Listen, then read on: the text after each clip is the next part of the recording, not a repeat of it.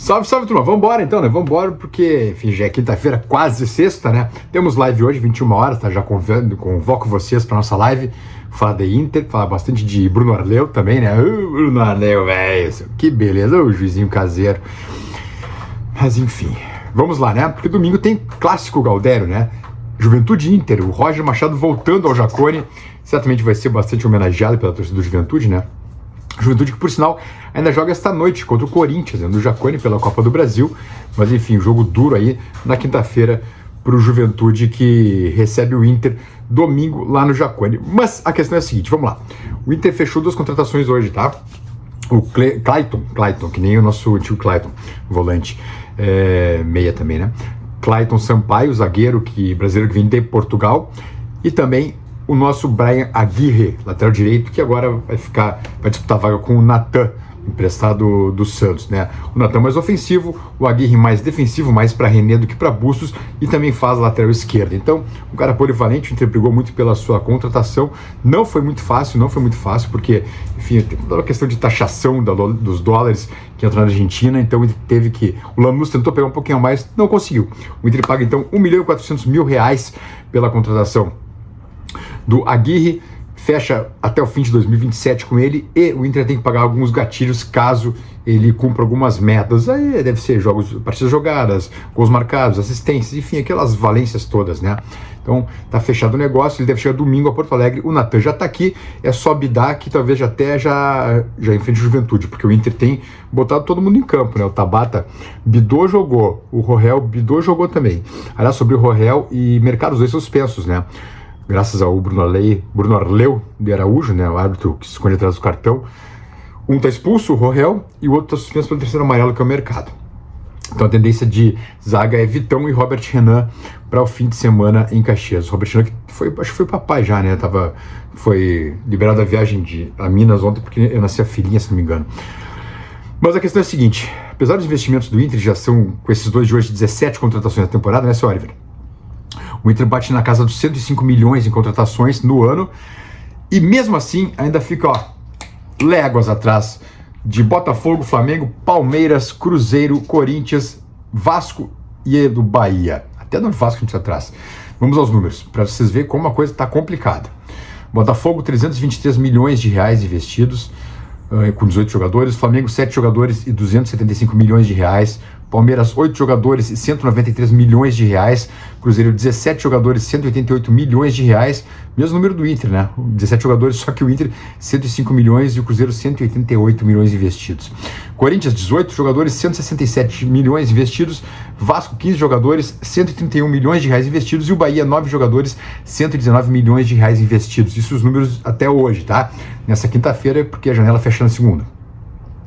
Ou seja, eu quero dizer o seguinte: mesmo com todo o esforço que o Inter faça, com toda a venda de direitos para TV, enfim, né, comprometendo parte do futuro do clube, nem assim dá para chegar perto dessa galera aí. Dessa turma aí de cima que eu li, Botafogo SAF, Flamengo organizadíssimo e riquíssimo, né? Palmeiras não é SAF também, mas tem investidor poderoso. Cruzeiro é SAF, Corinthians não é SAF, está endividado até os gargumilhos, mas segue investindo. Vasco é SAF e o Bahia é uma SAF diferente, né? Aquele investimento do City.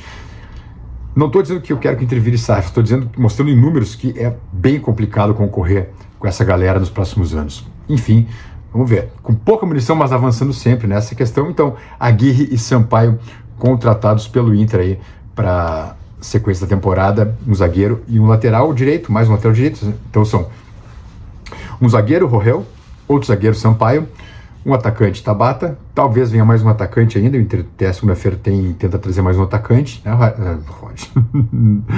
né, meu caro Oliver, e 2 laterais direitos, Natan e também o Aguirre, agora comprado ao Lanús, e o Natan empréstimo, né. Relógio na tela, por favor, meu caro Marcinho Benfica, porque convocamos para a live às 21 horas, mas antes temos muita coisa para falar ainda aqui, depois do reloginho, aqueles 5 segundinhos para que tu possa deixar o like no vídeo também e te inscrever no canal. Bora lá!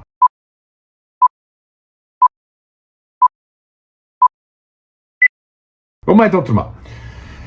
Vamos lá. Dos jogos atrasados, já o Inter recuperou Juventude e Cruzeiro, obteve 4 pontos em 6. Muito bom, muito bom. E tomara que siga assim nessa média, porque a gente vai aí subindo.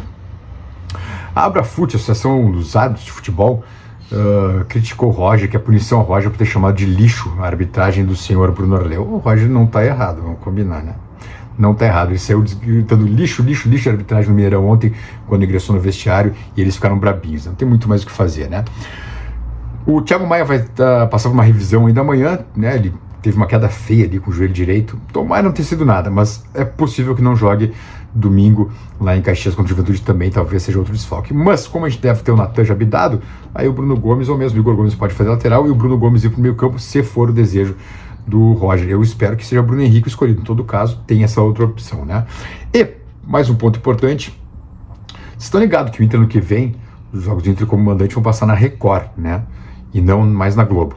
Porque o Live Mode, que é o grupo que vende as direitos de transmissões da LFU, LFU é Liga Forte União, ex-Liga Forte Futebol, a qual o Inter pertence, vendeu os direitos de transmissão para a Record.